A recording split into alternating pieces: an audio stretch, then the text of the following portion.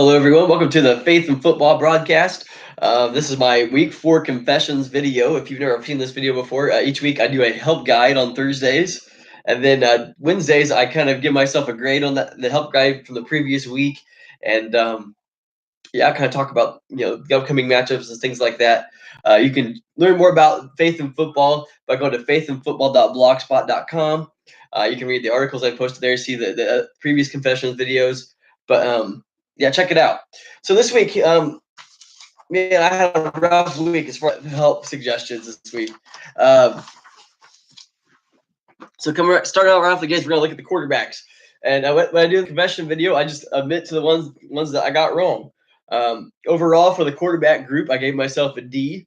Drew Brees, I got a D for Drew Brees, guys. I had him in the must-start category against the Giants. I don't know that I would have taken him out even if I'd known this.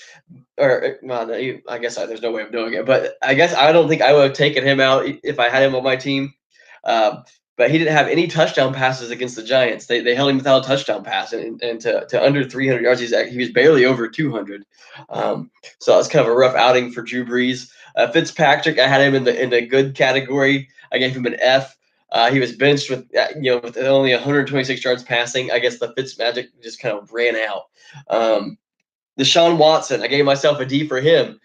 He had 375 yards and 2 touchdowns versus the Colts. The Colts defense have been pretty tough against the quarterbacks for the most part. They've given up, they hadn't given up 300 yards passing up until that point. So Watson was the first person to do that.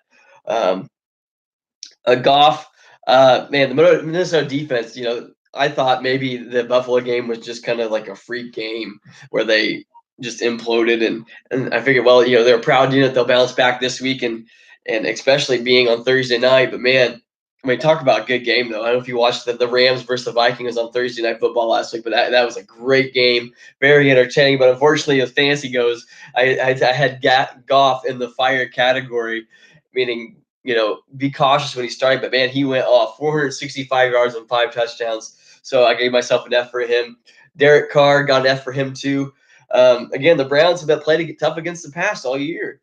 And they gave up 437 yards and 4 touchdowns to kind of an offense that had been struggling to a point up until that point. Also, Derek Cousins, I had him as a don't start, or as a trouble to possibly start, just because of that Rams defensive line. I know they hadn't really gelled yet, but at some point, they're going to, between Donald and Ndamukong Suh on that front line. And you saw a little bit of it with the potential on Thursday, but not enough, because Cousins, obviously, I got an F grade for him. 422 yards passing and 3 touchdowns. So the way this stream works, the way this video works is, not only do I talk about fantasy football, but not only is my help guide about giving you suggestions for fantasy football, but there's a reason why it's called Faith and Football. I'm a pastor at a Nazarene church here in Meadville, Pennsylvania. And so I'm very passionate not only about football, not only about fantasy football, but about my faith in Jesus Christ. And so this is kind of an opportunity for me to combine those passions together. And so there's always a devotional focus to the help guide. So you get your fantasy suggestions. But before that, there's a brief devotional portion. And kind of in the confessions video, we kind of just recap what that devotion was about. So last week, our scripture for the devotional portion was taken from Isaiah 54, verse 17, and this is what it said. It said, no weapon that is fashioned against you shall prosper, and you shall confute every tongue that rises against you in judgment. This is the heritage of the servants of the Lord, and their vindication from me, says the Lord. And we'll come back to that here a little bit later. All right, let's go on to our running back grades. Running backs, I did a little bit better. I got a C, so I was average. Saquon Barkley, I gave myself a B for him.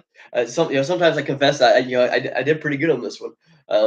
He was in the must-start category. He was going up against the Saints, and I gave myself a B because he had 44 yards rushing and a touchdown. But as a running back, you kind of see more. But on the flip side, he had 6 catches for 56 yards. So he had over 100 yards of total offense and a touchdown. So if you started him, especially in a PPR league, you're probably very happy with his performance. Not strong enough to give myself an A on that one. Chris Carson, gave myself a D, mainly because he was a game time decision. I had him starting on one team heading into the weekend. And remember, I'm a pastor, so it's Sunday mornings, I'm in church. and I had barely enough time to catch that he was sitting that one out right before the game started, and was able to get lucky and switch and even find somebody in the waiver wire to put in the last minute. So if you started Carson, I think I had him in the good idea category. I'm sorry, I yeah, he was a game time decision, caught me off guard as well. Melvin Gordon, I gave myself an F for him. I think I had him in either the troubled category or the don't start at all. But I think he was more in the troubled category. Um, but he had 104 yards rushing, 55 yards receiving, and a touchdown against the 49ers.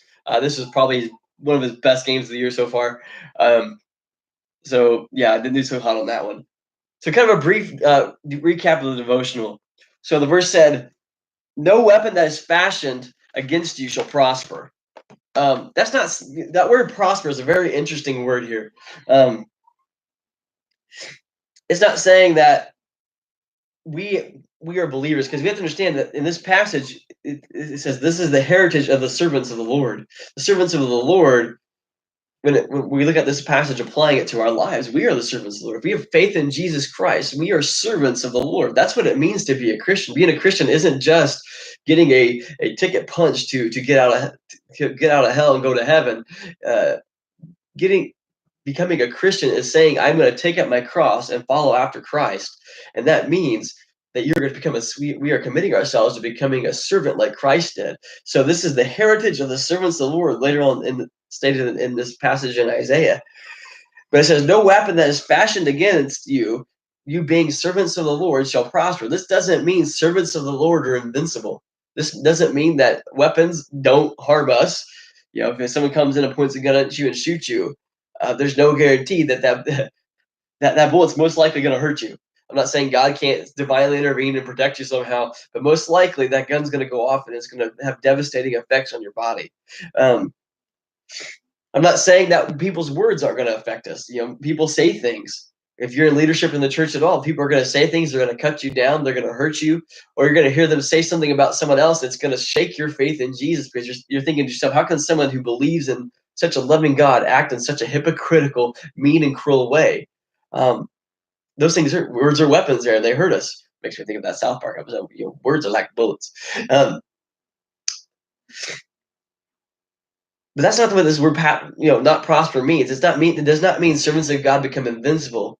It means the damage of silence, the damage of squashing the movement of God by attacking us, by harming us, by trying to destroy us, will not prosper.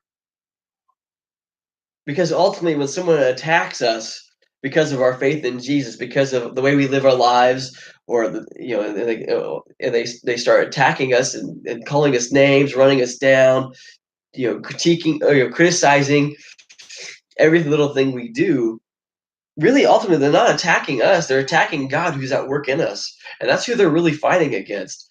And so they may it's going to harm you, it's going to bring hurt to you in the process, but we can have faith and trust in God, because the attacks upon us are not going to squash the movement of God that's at work in you. All right, kind of moving on here. Not only do I do give myself grades for my fantasy football picks, I also give my picks for the upcoming games. Last week in week 4, I went 9-6. I was above 500. I did pretty good. I missed on the Browns. I really thought the Browns would win. That was probably one of my bigger misses. One thing you're going to learn too is, especially coming on the Thursday night game, we're picking right here first. I'm a Colts fan. I grew up in Indianapolis. I bleed Colts blue, so I will not pick against the Colts, no matter who they're playing against. When you're a fan of a team, you don't pick against them, even though maybe in your heart of hearts you're a little worried and you're a little concerned. So that being said, so here are my picks for Thursday night and early games on Sunday. Thursday night, it's the Colts versus the Patriots. Again, I'm picking the Colts. This is going to be a struggle. It's going to be a test for our young defense. But Luck, hey, all the questions about his arm strength, I think they were answered for us on Sunday. He threw the ball 60 times and almost 500 yards. Hey, I think we got a shot. If we can play that kind of offense, for 4 quarters instead of just the second half, who knows what can happen. Okay, second game, Atlanta versus Pittsburgh. I mean, I'm torn on this one. The Pittsburgh secondary has not looked very good. Um, but man, how many times do we actually see Pittsburgh lose 2 games in a row? I don't think we see that happen very often. Pittsburgh, it's in Pittsburgh. We just watched the Falcons, be in a shootout against the Cincinnati Bengals and come out on the short end. I think that happens again this week. I don't think the Falcons have enough defense to stop all the weapons of the Steelers, so the Steelers get to win that game. Tennessee versus Buffalo. If you watch Buffalo against Green Bay, I don't know what to make of Buffalo. I think the game against the Vikings was an anomaly. I'm picking Tennessee in that one. Miami versus Cincinnati. Again, this is another game I went back and forth on. Miami is 3-1. But really, if you look at the teams they've played up until this point, none of them are at the level of Cincinnati. Cincinnati is playing really good football right now, so I'm picking Cincinnati at home. Baltimore versus Cleveland. I think this one's going to be close. I think this is going to be a good game. It's in Cleveland. Again, I think Cleveland's defense is going to bounce back. They had a rough game against the Raiders. But I think they have a stronger out against a divisional opponent. But I do think the Ravens come away with the win. You might be shocked because if you follow my help guide, if you follow my confession videos, it seems like every week I'm talking about confessing that I misjudged the Ravens. I misjudged Flacco. But this week I'm picking the Ravens to get the win. Denver Broncos versus the New York Jets. Come on, they slowed Mahomes down for a half, right?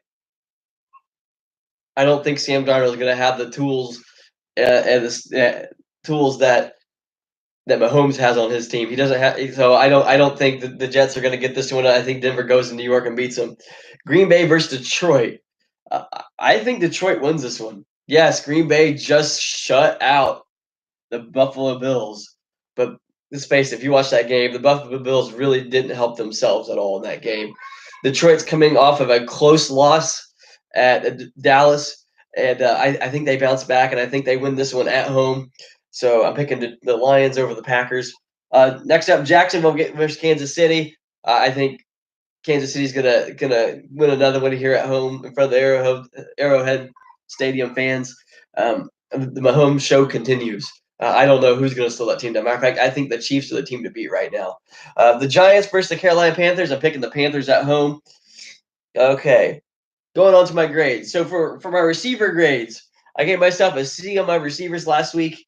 Really, the two biggest issues I had on my picks that really kind of pulled the grade down was Michael Thomas on the Saints. I gave myself a D for him. I had him in the must start category, and this was really the first game where he didn't have 10 catches, and he didn't have over 100 yards. He's still 42 of 44 is I think the stat I read on targets. So he's caught 42 of the 44 targets that's been thrown his way. But this last game was not a strong performance for him. Calvin Ridley, gave myself a D for him too. I had him in the fire category, which is kind of a be cautious in starting him. He had big numbers the week before, and again with an unproven flavor, I'm always going to be cautious because you don't know what you're going to expect. We have to expect from them. So I had him as kind of a dangerous start, and I gave myself a D. I could have probably given myself an F on this one. I gave myself a little bit of the doubt because he did only have 4 catches. He only had 54 yards, but the reason why his numbers look good fantasy wise is he was able to score 2 touchdowns. So that's always going to boost your number. If you take those 2 touchdowns away, my pick probably would have been spot on. So I'm not really sure how many times he was targeted in that game. That might have played a factor into it as well. Not really sure how long the touchdowns he had were, but given the fact he only had 54 yards, it couldn't have been too long of touchdown catches. All right. Devotional recap. So no weapon shall prosper. So we read the verse of from Isaiah 54, verse 17. It says, no weapon that is fashioned against you shall prosper, and you shall confute every tongue that rises against you in judgment. This is the heritage of the servants of the Lord, and the vindication for me, says the Lord. So we're talking about how when people come at us and attack us, they run us down, they call us names, they make fun of us. They try to silence the message that we're trying to share about Jesus. They're really not. We were talking about. They're not really attacking us. And when God is saying to Isaiah, and Isaiah is recording for us, He's not saying that the weapons they're using aren't going to be effective. Bullets are still going to hurt us. Knives are still going to stab us. Words are still going to cut us to the heart and wreak havoc on our minds and destroy our emotions. But what God is saying here is it's not going to have the effect that these people are wanting it to have. They are not going to stop me from moving. They're not going to stop other people from hearing the message of the truth of me and their lives being radically transformed by that. Um, if you really study church history, you'll know this is the case. Every time the church has tried to be stamped out, every time someone's tried to wipe it from the face of the earth, what has happened? Not only have they been unsuccessful in ridding the world of Christianity, but matter of fact, the message has spread. It has gone farther out due to the persecution. It's not the fact that persecution is key to church growth or key to our faith. We shouldn't be going out looking to be persecuted because of our faith. Um, but what it shows is our God works in the face of those things, and light shines brightest in the dark. Shines even brighter in the darkness. And and the light of Jesus Christ in our life is brighter than any darkness that can approach us. It says, I have overcome the world.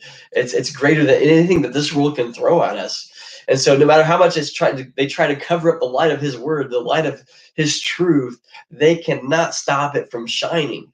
And it's always going to break through. And it's always, whenever it breaks through, whenever the message of Jesus Christ is received in faith, when someone sees the faith of a faithful servant of God and see them holding true in the moment of persecution and seeing that they still love God, they're still trusting in him, even in this deep, dark moment, it stirs something inside of them. It makes them question, what do they have that I don't? What gives them that ability?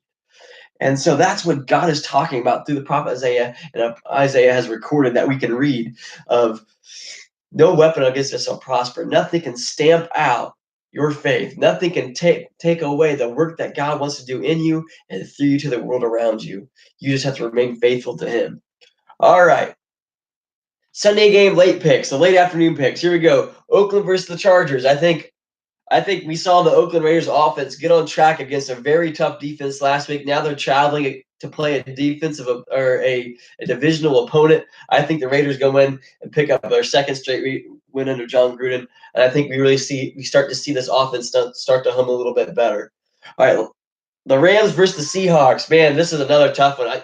This divisional matchups always have me nervous, especially picking the games, because you never really know what to expect just because of how the teams know each other so well. And what makes me even more cautious about this one is this game is in Seattle, and we all know how difficult it is to go into Seattle and beat the Seahawks. However, I think the Rams get it done. I think their offense is red hot right now. Between Gurley, Goff, and that receiving core, I don't know how you stop it. And let's be honest, the Seahawks haven't been the same Seahawks we've seen it. We watched them struggle against the Cardinals a little bit last week. So I think that the Rams go in there, get the job done, and win the game. I do think Seattle covers the spread though, but so I think it's a close game, but the Rams pulled out. Minnesota versus Philadelphia. I think Minnesota bounces back this week. We saw Philadelphia lose to the Titans last week, and I think we're going to see them lose again. And really, technically, the Eagles should have lost to the Colts. The Colts kind of let that one slip away in the fourth quarter. And again, that's the trouble of youth.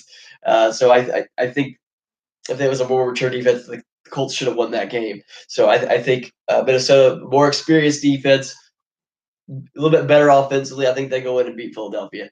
Arizona versus San Francisco. I think San Francisco is still reeling from losing their starting quarterback. So I think the Cardinals go in and pick up a win this week at San Francisco. All right, my tight ends. My grade for my tight ends is I get a D in that category, guys. I really had some bad picks this week. Gronkowski.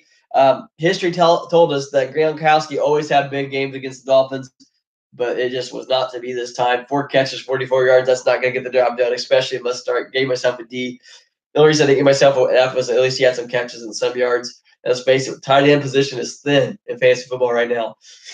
So, all right. Howard from the Buccaneers. Gave myself an F. Really not my fault, though. Injured. You can't really do much when a player gets injured. Out 2 to 4 weeks. I hope he gets healed up, gets back, and gets playing, because that Buccaneers offense really needs Howard in that lineup. But if you had to start this week, I suggested to give myself an F. Kyle Rudolph, gave myself a B. I said start him. He was going to have a pretty decent game, and he did. He was a big part of the offense. Came up with some very big catches. Didn't have a touchdown, so that's why I only gave myself a B. but he was in a good idea category. I wasn't saying you must start him, but if you're looking for somebody, he's a good pickup. So 5 catches, 57 yards. That's good enough for me. Travis Kelce, I had him in the cautious category. Get a D for that one. Again, don't get an F because, again, it was just caution. I wasn't saying not to start him. I just saying be cautious around him. So I gave myself a D. He had 7 catches, 78 yards, and a touchdown. So he didn't break 100 yards. That's why I'm confident in giving myself a D, but still he has a pretty decent game. Zach Ertz from the Eagles, again, gave myself a D. Again, he wasn't in the must-start category. He was in a good idea. But he had 10 catches, 110 yards. The only reason I don't give myself an F is he didn't get in the end zone. Had he got in the end zone, I would have really given myself an F on that one. So McDonald from the Pittsburgh Steelers, give myself a B. 5 catches, 62 yards, no touchdowns. So he was a part of the offense, but again, I had him, he's not going to have a breakout game. Right where I thought he was. Then Jared Cook, man, I just can't get Jared Cook right this year. I think he's been the confession video almost every week now. Gave myself an F, 8 catches, 110 yards, and 2 touchdowns. So maybe this is the trend going forward. Maybe we just don't trust him. I don't know yet. I don't know what to make of him. All right, here are my primetime picks for this week. Primetime matchup. Sunday Night Football. We have the Dallas Cowboys versus the Houston Texans. Houston Texans are at home. I think Watson and the Texans put on a show on Sunday Night Football, and they beat the Cowboys. It's a Texas showdown, but I think the Texans are going to be more than the Cowboys can handle. Monday Night Football, Washington Redskins versus the New Orleans Saints. I think Drew Brees and the Saints bounce back, beat the Redskins. Should be a fun game to watch. But I think, again, Saints pull away and get the win in this one. All right, so my overall grade for week 4 is I get a C. Wasn't by much. Those 2 Ds really brought my grade down this week. I mean, overall, I'm sitting at an average grade for him. I'm sitting at a C. Been running that C for 4 weeks now. Hopefully, week 5 I could get up above the C, get in the B or the A category. I'm shooting for the A. Let's see how it goes. Kind of closing thoughts on the devotional. Isaiah 54:17 says, "No weapon that is fashioned against you shall prosper. You shall confute every tongue that rises against you in judgment. This is the heritage of the servants of the Lord, and their vindication for me, says the Lord." So just know that you may be a Christian in a tough situation right now. People might want to silence that faith in you. They might want to stop you from following your conviction. They may want to stop you from telling the message about Jesus, but both by using your words and the way you live your life. They may be trying to put you in compromising situations to trip you up so they can laugh at you, make fun of you, and ridicule you. But know this, no weapon that they use against you will prosper. Yes, it might hurt you. It might damage you emotionally a little bit. It might make you sad, but know this, no matter what this world throws at you, you cannot stop the God that's living inside of you. It can't stop the God that's working in your life, that's transforming you from the inside out. And guess what? It won't stop him from moving through you and changing the people that you come in contact each and every day of your life. The world can't stop God, and God lives in you. So that's my video for this week. Hey, be sure to go to Amazon.com, check out my book, Better Together. It's about being yourself, living in community with others, and all in a relationship with God, and how all 3 of those things work together to form what I call the Trinity of the human existence. Make sure you check it out on Amazon.com. It's called Better Together. Thanks for watching. Make sure you stay tuned to the Faith and Football blog at faithandfootball.blogspot.com for the help guide for week 5 coming out tomorrow morning. Thanks, guys, and I'll see you guys next week.